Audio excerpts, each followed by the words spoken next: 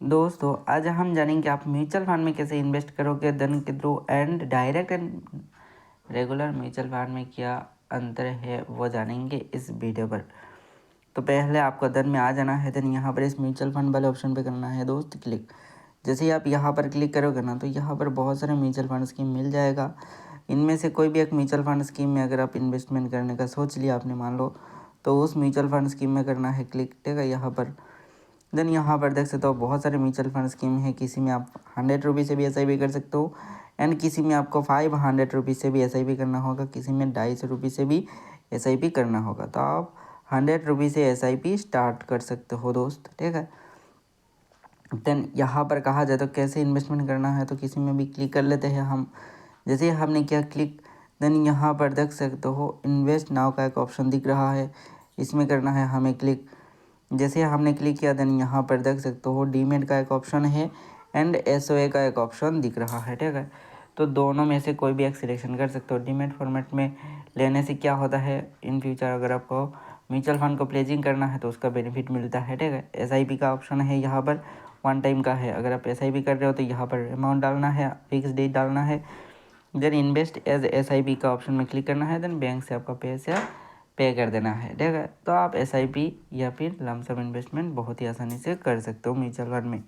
अब हम जानेंगे SIP इन्वेस्टमेंट करने के बाद कि दोस्त देखो नॉर्मल कहा जाए तो रेगुलर इन्वेस्टमेंट और डायरेक्ट इन्वेस्टमेंट में क्या अंतर है, ठीक है। तो देखो दोस्त नॉर्मली कहा जाए ना, मान लो आपने किसी एक म्यूचुअल फंड स्कीम में इन्वेस्टमेंट किया है जो दोस्त रेगुलर म्यूचुअल फंड है, ठीक है। कहा जाए तो रेगुलर म्यूचुअल फंड स्कीम है आपका।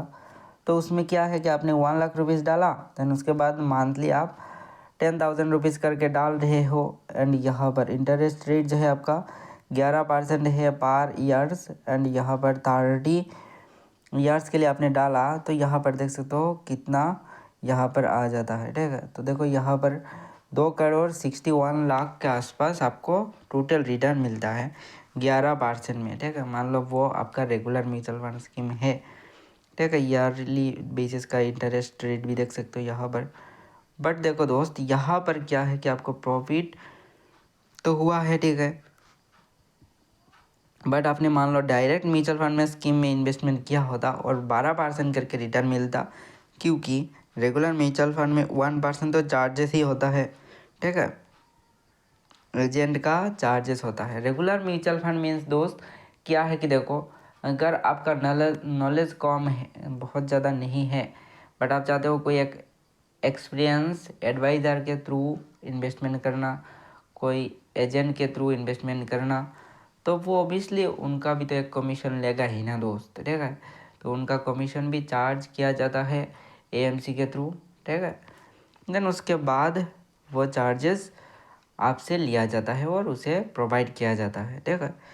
तो फॉर एग्जांपल 12% ही मान लो, 1% आपसे लिया गया है, ठीक है, क्योंकि एक्सपेंस रेशियो में इतना भी अंतर नहीं होता है, ज़्यादा से ज़्यादा 2% होगा, ठीक है। नॉर्मली में 1% मान लो, उसमें 2% है कमीशन जोड़ के, ठीक है। तो मान लो हमने 1% ही ज़्यादा कर दिया, तो डायरेक्ट म्यूचुअल फंड में अगर आपने 1% ही ज़्यादा इन्वेस्टमेंट किया होता तो यहाँ पर देख सकते हो कि क्या है कि 3,20,00,000 के आसपास होता, समझ रहे हो।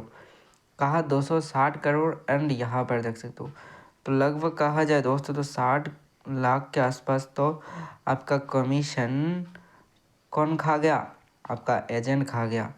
बट देखो दोस्त वो कमीशन मैटर नहीं करता। अगर आपका जो म्यूचुअल फंड स्कीम है अपने डायरेक्ट में खुद इन्वेस्टमेंट किया होता और ऐसे रॉन्ग म्यूचुअल फंड में इन्वेस्टमेंट कर लिया होता तो शायद वो भी रिटर्न ना मिल सकता था, ठीक है ना। तो ये भी एक चीज़ है।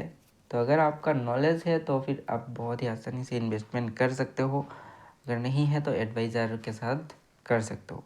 तो आई होप आपका समझ आ ही गया होगा कि direct and regular mutual fund में क्या फ़र्क है। तो दोस्त ये वीडियो सिर्फ एक इन्फॉर्मेशनल पर्पज़ के लिए है, कोई भी इन्वेस्टमेंट एडवाइस नहीं है। और अगर आपने धन में डीमेट अकाउंट ओपन नहीं किया है तो डिस्क्रिप्शन बॉक्स पर लिंक है, जाके फ्री में अपना डीमेट अकाउंट ओपन कर सकते हो।